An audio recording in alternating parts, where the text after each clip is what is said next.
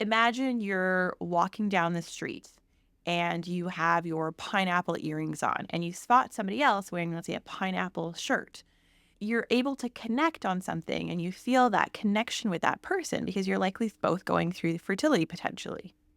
Yeah, that sense of community is especially important in today's digital age, where online support groups and social media have become lifelines to so many people. Hi, superhumans. I'm Dr. Mavis Garcia. And I'm Dr. Wise. We're two of the physician leaders at Markham Fertility Center, otherwise known as Our Baby, MFC. As fertility specialists, we've witnessed firsthand the challenges, triumphs, and the myriad of emotions that come with trying to conceive. Whether you're just starting to think about having a baby, actively trying, or facing challenges along the way, My Fertility Podcast will be your go-to resource for honest conversations and a supportive community. So grab a cup of coffee or tea and settle in, and let's demystify the world of fertility together. Welcome back, superhumans. It is 2025. We had a great holiday. We're rested and we're ready and raring to go. On today's episode, we're going to be talking about the pineapple and why the pineapple is everywhere when you think about fertility and you're on social media and check out those fertility forums. There's pineapple emojis, pineapple earrings, pineapple shirts, pineapple socks, people eating lots of pineapple as well. And in fact, we're sharing a pineapple right now.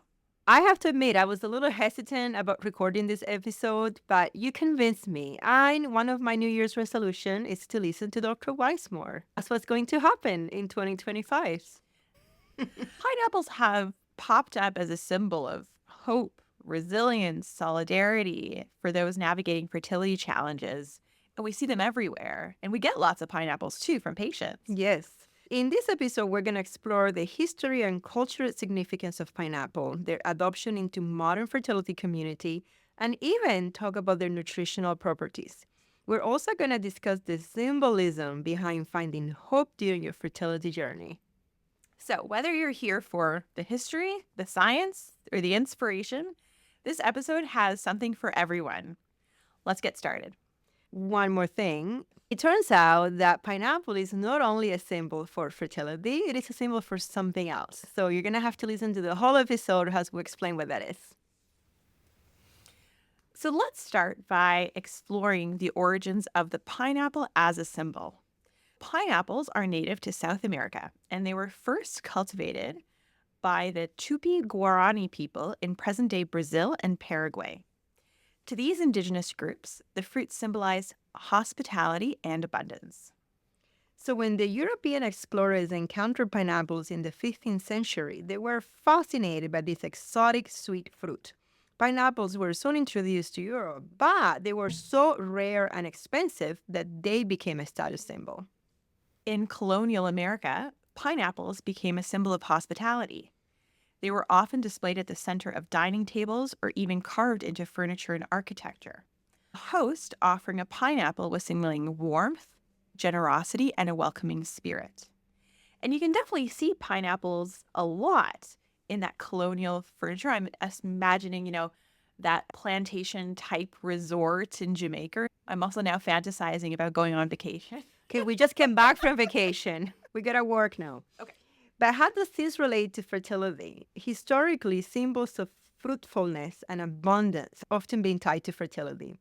The pineapple's striking shape with its many spiky eyes and sweet interior has been associated with the idea of life, growth, and vitality. The pineapple's resilience is another key connection. It actually thrives in really challenging environments. And in fact, this is why I can manage to keep one alive in my office. Just as individuals and couples navigate fertility challenges are often enduring tough conditions with hope and determination. Let's fast forward to today. The pineapple has become a defining symbol in the modern fertility community, especially about those trying to conceive or TTC. The rise of the pineapple in fertility culture can largely be attributed to social media. If you search hashtags like hashtag TTC journey or hashtag IVF strong, you'll find thousands of posts featuring pineapple imagery and emojis. This trend likely began with the idea of eating pineapple core after ovulation or embryo transfer during the IVF cycles. The core contains bromelain, an enzyme that is thought to have anti-inflammatory and blood-thinning properties that might theoretically support implantation. So it's really important to clarify that there is no solid scientific evidence proving that eating pineapple improves implantation or fertility outcomes. However, the ritual of eating pineapple has become a symbol of hope, a small, empowering act for those on their journey. Beyond its nutritional associations, the pineapple has come to represent community and solidarity. Wearing pineapple clothing, like the sweater that you got me a few years ago, or sharing pineapple imagery is a way for people to identify as part of the TTC community and show support for others. It's a powerful reminder that no one has to face this journey alone. Symbols like the pineapple create a shared language of hope and resilience. Now, since we're fertility specialists, we'd be remiss if we didn't dive into the science behind the pineapple. Specifically, let's talk about bromelain, the enzyme that's often linked to fertility. Bromelain is found in the highest concentrations in the core of the pineapple. So, as we said, it has anti inflammatory properties and acts as a mild blood thinner. Both of these effects could theoretically support implantation by creating a more receptive uterine environment. However, the amount of bromelain in a few slices of pineapple or even the core is unlikely to have a significant effect. Studies on bromelain are very limited, and its potential benefits for fertility have not been conclusively proven at all. In fact, consuming too much pineapple can cause irritation to the stomach lining due to its acidity. It's always a good idea to enjoy pineapple in moderation as part of a healthy diet if you choose to include it in your diet. But by no means should you go and eat 20 pineapples or a pineapple every day after your embryo transfer. A broader takeaway here is that no single food would make or break the chances of conceiving. A balanced diet rich in antioxidants, vitamins, and healthy fats is more impactful than focusing on one specific food. And for more on this, listen to Lifestyle Factors for Men and Women Trying to Conceive in episodes 6 and 7. Let's shift gears a little bit here and discuss the deeper meaning behind the pineapple and why symbols like this can be so powerful during the fertility journey. Symbols provide a sense of control and connection. When people face uncertainty, as they often do with infertility, rituals and symbols can offer comfort. The pineapple serves as a beacon of hope and a reminder to stay strong. Psychologically, adopting a symbol, like the pineapple, can also create a sense of belonging. Infertility can be an isolating experience, but knowing that others share the same symbol can foster a sense of community. For example, imagine you're walking down the street and you have your pineapple earrings on and you spot somebody else wearing, let's say, a pineapple shirt. You're able to connect on something and you feel that connection with that person because you're likely both going through fertility potentially. Yeah, that sense of community is especially important in today's digital age, where online support groups and social media have become lifelines to so many people. Sharing a symbol like a pineapple creates an unspoken bond, just like you mentioned. For example, back in 2022, Duchess of Cambridge, or Kate Middleton, she went to go visit the Royal College of Obstetrics and Gynecology in the UK. And she was wearing a dress that actually had these details on the front that resembled pineapples. And many took that as a symbol of, that she really did her research and that this was a show of support for women struggling with fertility and infertility when she was visiting this group of gynecologists. Yeah, I remember seeing that on social media. And, I mean, who knows what she was really intending? She didn't actually use the words. But yeah, I think it was a nice gesture if that was the intention. Absolutely. Now, on the flip side, it's also okay to feel totally ambivalent about these symbols. Not everybody has to identify as the pineapple everything social media emoji poster. Everyone is able to take their journey and process their journey in whatever way that they need. Not everybody finds comfort in them and the symbol, and that's totally valid too. And in fact, I can also imagine that some may feel that the pineapple represents a reminder of the struggles that they'd rather not dwell on. Ultimately, the pineapple is just one of the many ways to navigate the emotional side of the fertility journey. Whether it's a pineapple, a mantra, or a completely different ritual, what matters is finding something that brings you peace and strength and makes you feel connected to your community. As fertility specialists, we often see how emotional resilience and a sense of hope can make a significant difference. It's not just about the medical treatments, it's about the mindset and the support system that carries you through. So, as promised, we wanted to talk a little bit more about pineapples and how they're symbols for other things too.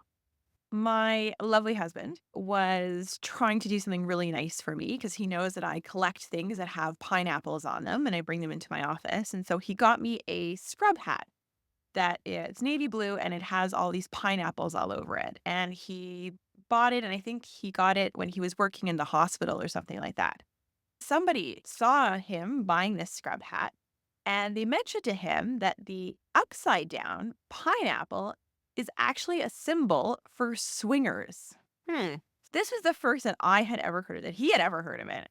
So then I started doing a little bit more research into the pineapple, and I got really intrigued by this concept of like fertility and swingers and how in the world those two things can be connected by a pineapple. And so it's interesting because, as we said, the pineapple symbolized, hospitality and welcoming.